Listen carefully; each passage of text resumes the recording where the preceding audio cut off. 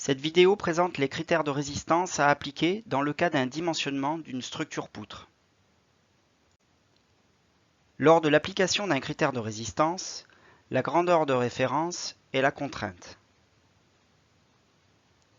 L'essai de référence pour caractériser les matériaux est l'essai de traction, pour lequel on relève la force de traction que l'on divise par la section de l'éprouvette pour obtenir une contrainte. Elle correspond à une force par unité de surface. Il s'agit d'une pression matériau qui est généralement exprimée en mégapascal. La contrainte a un sens. Dans le cas d'une poutre fléchie, d'un côté, la fibre est localement comprimée et de l'autre, la fibre est localement tendue. La contrainte a également une direction. Pour une poutre fléchie, comme nous venons de le voir, la contrainte est parallèle à la ligne moyenne de la poutre. On parle alors de contrainte normale. Dans le cas d'une poutre sollicitée à l'effort tranchant, la fibre est cisaillée. La contrainte a une direction transverse par rapport à la ligne moyenne de la poutre. On parle de contrainte tangentielle.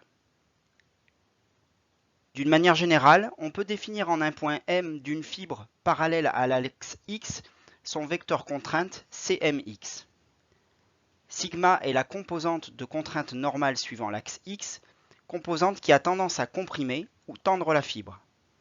Les deux autres composantes de contrainte, notées taux Y et taux Z, sont tangentielles. Elles sont contenues dans le plan de la section et ont tendance à cisailler la fibre. En présence d'une contrainte normale seule, positive ou négative, le critère de résistance consiste à vérifier que la contrainte max en valeur absolue reste inférieure à un certain seuil RE abaissé d'un coefficient de sécurité.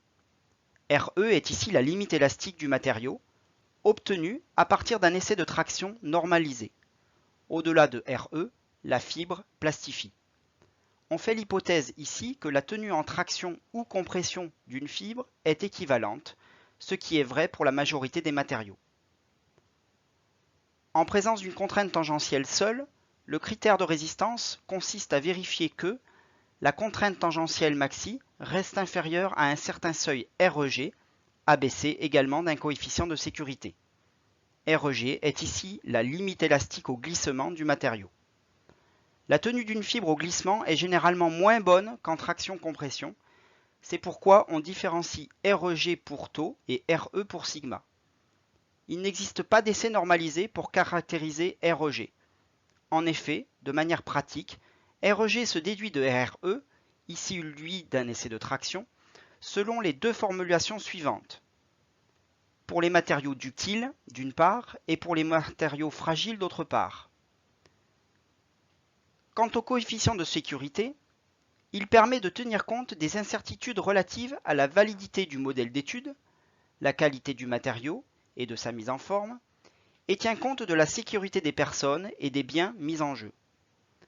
On donne ici, pour exemple, des ordres de grandeur classiquement rencontrés pour certains domaines d'application. Intéressons-nous maintenant à une fibre sollicitée simultanément par de la contrainte normale et de la contrainte tangentielle. L'essai de référence reste toujours l'essai de traction.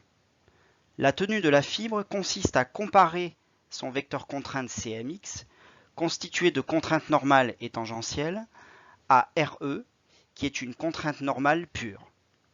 Une première approche pourrait être de comparer la norme du vecteur contrainte à RE selon cette expression. Cependant, dans cette formulation, on considère que la tenue de taux au glissement est égale à la tenue de sigma en traction-compression. Or, REG est inférieur à RE. Nous allons donc avoir recours à une contrainte normale sigma équivalente. On rencontre deux formulations courantes. Celle de Tresca, plutôt pour les matériaux fragiles, et celle de von Mises, plutôt pour les matériaux ductiles. On remarque bien pour ces deux formulations que la contrainte taux est plus pénalisante que sigma. Le critère de résistance final consiste à comparer la contrainte normale équivalente à RE sur CS.